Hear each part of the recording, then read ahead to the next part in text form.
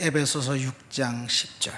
끝으로 너희가 주 안에서와 그 힘의 능력으로 강건하여지고 마귀의 간계를 능히 대적하기 위하여 하나님의 전신갑주를 입으라. 우리의 씨름은 혈과 육을 상대하는 것이 아니요 통치자들과 권세들과 이 어둠의 세상 자들과 하늘에 있는 악의 영들을 상대함이라. 그러므로 하나님의 전신갑주를 취하라.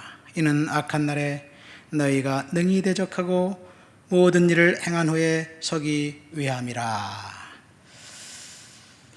에베소 교회에 사도 바울이 보낸 편지입니다. 우선 에베소 교회는 바울이 개척한 교회가 아닙니다.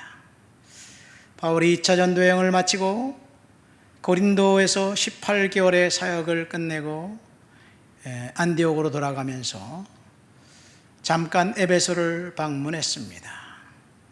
하나님의 뜻이면 내가 다시 돌아오겠다라고 약속하고 브리스길라 아굴라 부부를 남겨두고 안디옥으로 돌아갔습니다. 이렇게 에베소에 남아있던 브리스길라 아굴라 부부가 그곳에 교회를 개척했습니다. 회당에서 구약에 능통한 아볼로를 만났고 그를 훈련해서 이제 고린도로 선교사로 파송했습니다. 바울이 3차 전도여행을 시작하면서 에베소에 와보니 교회가 세워져 있었고 그리고 성도들이 있었습니다. 바울이 3년 반 정도 에베소에서 사역하면서 그곳에 아데미 신전에서 이제 그 우상 숭배하는 사람들에게 특별히 우상을 만들어 팔고 있던 은장색들에게 사람이 손으로 만든 것이 신이 아니라 참 신인 예수가 죽었다 다시 살아났다는 복음을 전파하고 결국 은매출이 급감하자 은장색들이 소유를 일으켜 바울을 이제 핍박했습니다. 결국 바울은 옥에 갇히게 됩니다. 물론 누가는 바울이 에베소에서 옥에 갇혔다는 사실을 증언하지 않습니다. 그러나 여러 정황들을 볼 때 바울이 옥에서 보낸 편지 옥중서신 에베소, 빌립보, 빌레몬, 골로새서는 에베소 감옥에서 보낸 편지로 추정합니다. 물론 로마 감옥에서 바울이 디모데 전후서와 디도서를 보냈지요. 어쨌든 에베소는 강력한 사탄의 요새로 아데미 신전을 통한 매춘과 주술과 변태적 음란이 그 도시의 특징이었습니다. 사도 바울이 3년간의 에베소 사역을 끝내고 돌아가면서 리더십을 디모데에게 이양합니다. 그리고 디모데에게 보낸 편지 디모데 전후서가 에베소에 보낸 편지와 같습니다. 또 디모데가 사역을 끝내고 잠시 사도 요한이 에베소의 감독으로 있었습니다. 요한이 보낸 편지 요한 1, 2, 3서와 요한계시록에 나온 7교회 중에 에베소 교회가 있는 것으로 볼 때 요한이 보낸 편지 역시 에베소 교회가 받은 편지가 아닌가 생각됩니다. 그러고 보면 에베소는 평신도에 개척된 교회, 탁월하고 걸출한 리더들을 배출한 교회, 그래서 그 교회는 브리스길라와 아굴라 부부, 아볼로, 사도 바울, 디모데, 요한과 같은 아주 탁월한 리더들이 있었던 교회가 에베소 교회였는데 그 에베소 교회를 향해서 사도 바울이 오늘 본문에 보니까 이렇게 말하고 있습니다. 끝으로 너희가 주 안에서와 그의 힘의 능력으로 강건하여지고 마귀의 간계를 능히 대적하기 위하여 하나님의 전신갑주를 입으라. 지금 에베소 교회는 공격을 당하고 있습니다. 우리의 씨름은 혈과 육을 상대하는 것이 아니요 통치자들과 권세자들과 이 세상 어둠 주관자들과 하늘에 있는 악한 영들을 상대함이라. 이 말씀을 볼 때 에베소 교회는 지금 사탄의 강력한 요새에 있는 그 교회로서 원수 마귀의 공격에 직면해 있었습니다. 마귀의 간계에 의해서 공격당했던 그 교회를 향해서 요한계시록 2장에 사도 요한이 이렇게 언급합니다. 이 자칭 사도라고 하는 거짓 사도가 가만히 들어와 교회를 의린하고 있다. 처음 사랑을 회복하라, 그런 이야기를 합니다. 아무도 모르게, 누구도 모르게 에베소 교회 안에 거짓 사도가 들어와서 성경의 진리를 왜곡해서 신도들을 가르칩니다. 그리고 신도들은 거짓 가르침이 진리인 것으로 알고 그렇게 살아가고 있는 교회. 그래서 사도 바울이, 이 사도 요한이 에베소 교회 성도들에게 처음 행위를 회복하고 회개하지 아니하면 촛대를 옮길 것이라고 강력하게 경고하고 있습니다. 이것이 에베소 교회의 모습입니다. 저는 오늘 공격당하고 있는 에베소 교회의 그 모습이 바로 지금 우리 대한민국 교회의 모습이 아닌가 생각됩니다. 지금 교회는 공격당하고 있습니다. 서울에 있는 큰 교회들만 공격하고 있나요? 모든 교회를 향한 마귀의 공격은 전방위적입니다. 에베소 교회 성도들에게 하나님 사도 요한을 통해서 경고한 것처럼 처음 사랑을 찾으라. 잃어버린 처음 사랑을 우리는 회복해야 될 줄 믿습니다. 오늘 본문은 마귀가 교회를 공격하고 있기 때문에 하나님의 말씀대로 살고 진리로 무장하고 하나님의 전신 갑주를 입고 무장하지 않으면 사탄의 올무에 넘어갈 수도 있다는 이야기를 하고 있습니다. 우리는 사탄의 공격에 맞서서 싸워야 합니다. 오늘 본문을 통해서 우리는 두 가지를 알 수 있습니다. 첫 번째, 사탄의 공격은 집요하고 전방위적이라는 이야기입니다.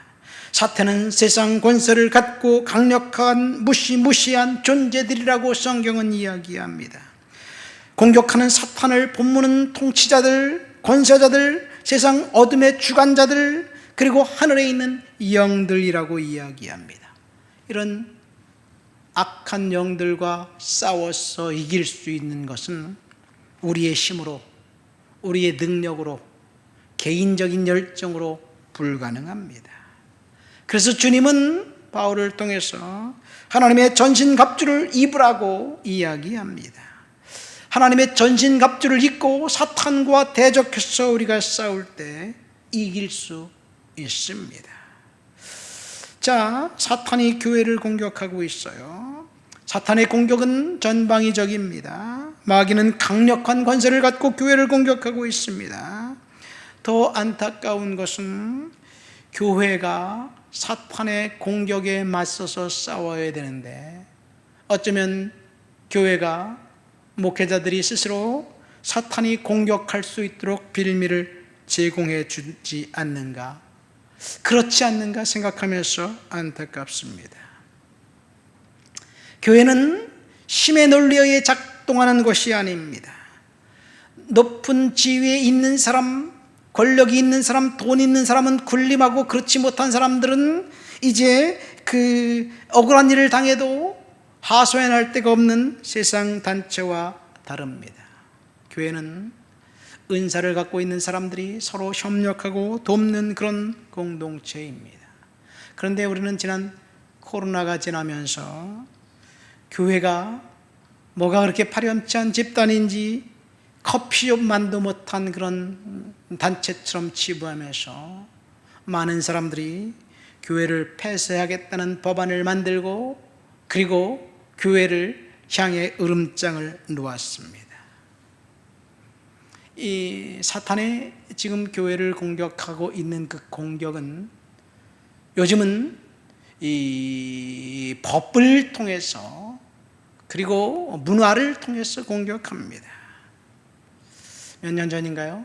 차별금지법을 만들면서 이 동성애 이슈가 있을 때 법에 의하면 이 목회자들이 동성애는 죄다라고 선포하면 그것이 바로 법적인 제재가 가해질 수밖에 없는 그런 상황이에요.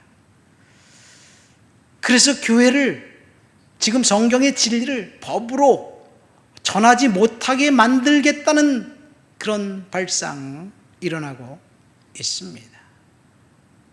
오늘날 우리 주변을 보세요. 범죄자들을 교회가 지지합니다. 이미 법원에 판결이 난 그 사람에게 아낌없는 지지를 해서 국회의원에 당선시켰어요.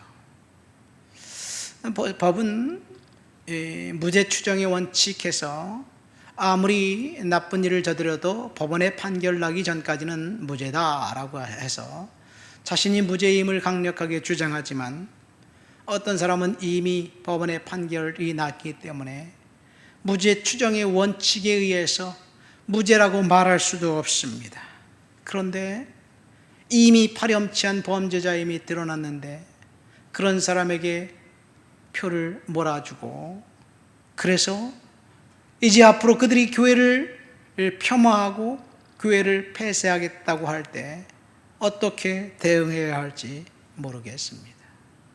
두 번째, 교회를 공격하는 사탄의 그 공격은 문화입니다.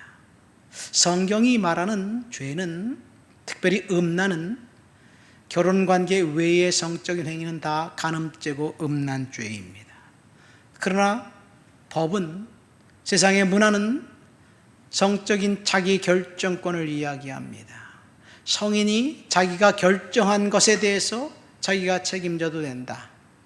가정을 깨고 혼의 정사를 벌여도 그것이 죄가 아니라 사랑이라고 이야기합니다. 누구도 그것에 대해서 돌을 던질 수가 없게 만들었습니다. 교회를 공격하고 있는 사탄의 전략입니다. 성경의 가치를 훼손하고 있는 사탄의 공격입니다. 교회를 반대하는 것은 공산주의입니다. 칼 막스가 유물론에서 이 종교는 민중의 아편이다라고 이야기했을 때 그 종교는 기독교를 말합니다. 물론 당시 기독교가 민중의 그 지지자가 아니라 수탈하는 그런 일들을 했기 때문에 일말의 이해도 됩니다.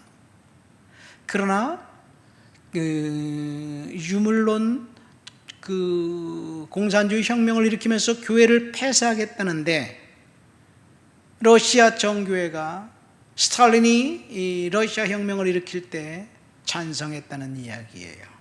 왜 찬성했습니까? 러시아 황실이 썩어 문드러졌기 때문에 그래요.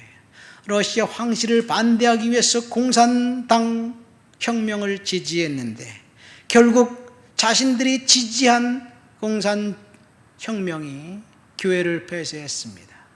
러시아에서 6천만 명이나 되는 사람들이 죽었습니다. 이것이 러시아의 현실입니다. 지금 대한민국은 어떤가요? 교회를 폐쇄하겠다는 그 사람들에게 교회가 앞장서서 지지하고 표를 주고 리더로 세웠습니다.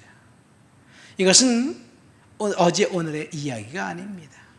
히틀러가 정권을 잡고 2차 세계대전을 일으켰을 때 독일의 대다수의 교회가 히틀러의 견해에 찬성했습니다.